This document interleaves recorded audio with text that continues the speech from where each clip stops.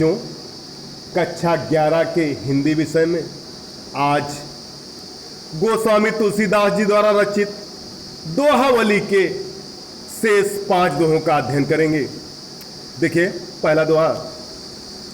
ग्रह भेषज जल पवन पट पाई कुजोग सुजोग होय कुवस्तु सुवस्तु जग लखई सुलक्षण लोग।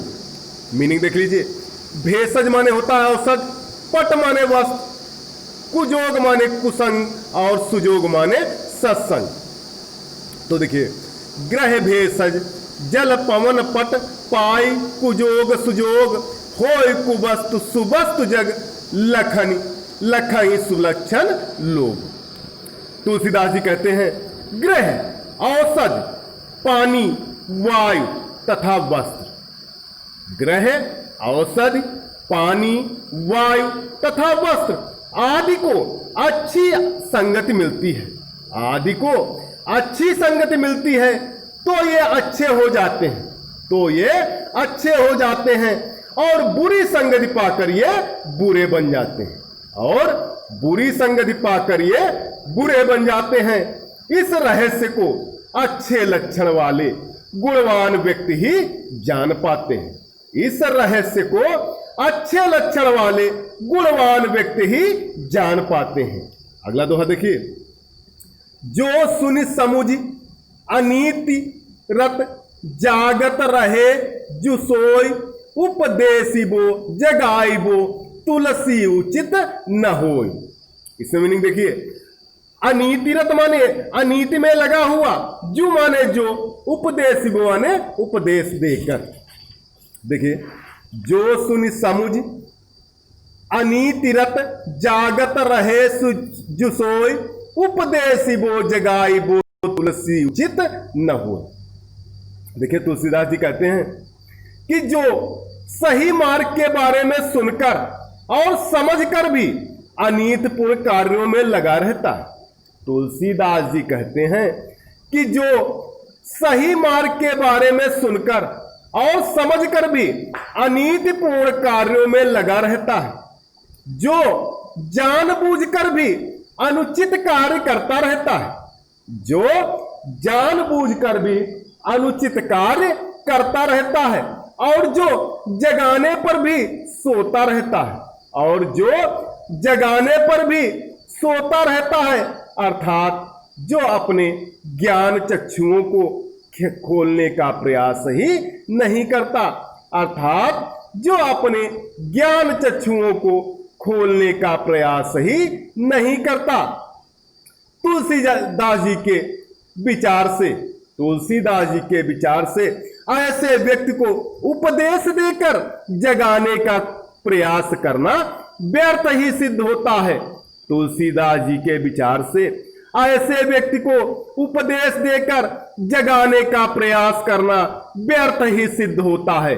ऐसे व्यक्तियों को कितना ही उपदेश दे दीजिए, ऐसे व्यक्तियों को कितना ही उपदेश दे दीजिए, वे अच्छे मार्ग पर नहीं आते, वे अच्छे मार्ग पर नहीं आते।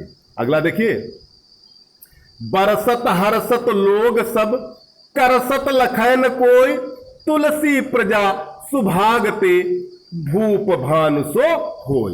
इसमें मीनिंग देखिए। बरसत माने जल वर्षा होने पर, करसत माने जल खींचते हुए, सुभाग माने सौभाग्य। देखिए, बरसत हरसत लोग सब करसत लखैन कोई तुलसी प्रजा सुभागते भूप भानु सो होय। देखिए, गोस्वामी तुलसीदास जी कहते हैं, सूर्य जब जल को खींचता है, सूर्य जब जल को खींचता है तब किसी को भी पता नहीं लगता, तब किसी को भी पता नहीं लगता। परंतु जब बरसता है तब सब लोग प्रसन्न हो जाते हैं, तब सब लोग प्रसन्न हो जाते हैं। इसी प्रकार प्रजा को बिना सताए, इसी प्रकार प्रजा को बिना सताए, अर्थात यहां पर सताने का मतलब है कष्ट देना या कर जो लगाए जाते हैं, उससे मतलब है तो इसी प्रकार प्रजा को बिना सताए समय पर उसी धन से व्यवस्थित रूप में प्रजा का हित करने वाला, इसी प्रकार प्रजा को बिना सताए समय पर उसी धन से व्यवस्थित रूप में प्रजा का हित करने वाला सूर्य सरीखा कोई राजा, सूर्य सरीखा कोई राजा प्रजा के सौभाग्य से ही होता है, प्रजा के सौभाग्य से ही होता है।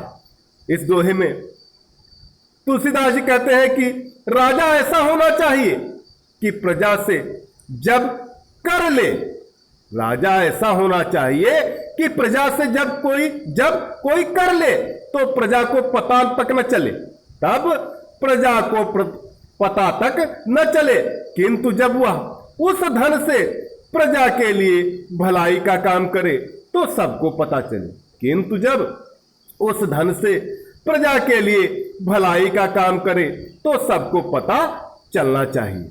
अगला देखिए, मंत्री गुरु अरु वैद जो प्रिय बोलहि भय आस, राज धर्म न तन तीन कर होय बेगी नाश।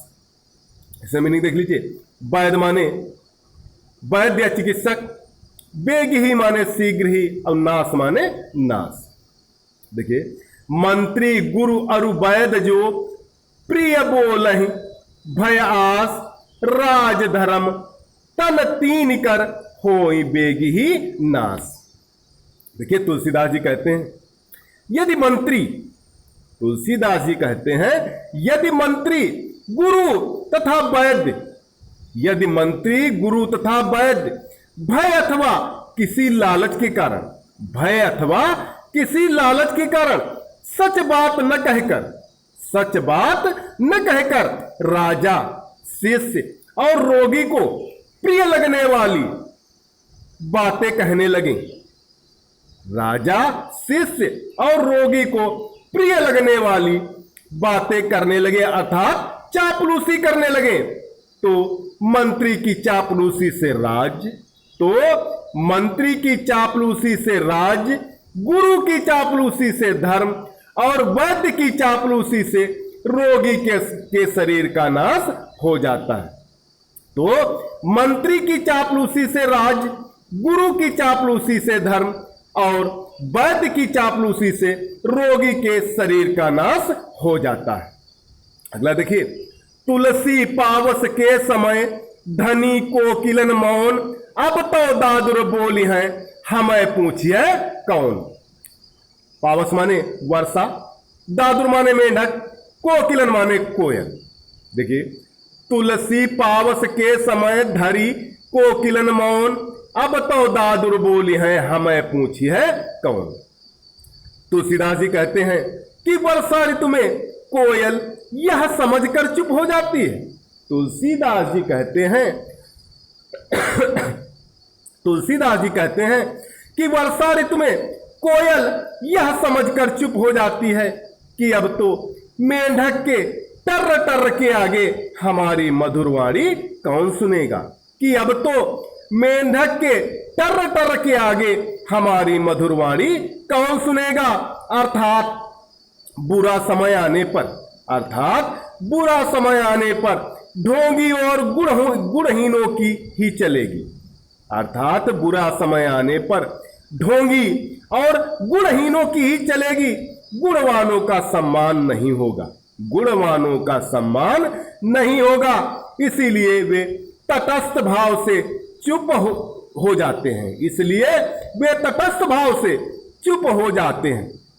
काव्य सौंदर्य देख लीजिए, भाषा ब्रज भाषा है, रस शांत रस है, अलंकार अन्योक्त उपमा, अन्योक्त उपमा अनुप्रास अलंकार है, गुण प्रसाद गुण है, छंद दोहा छंद है। तो प्यारे बच्चों, आज इन्हीं दोहों की ससंदर्भ सहित व्याख्या लिखकर ग्रुप पर डालें।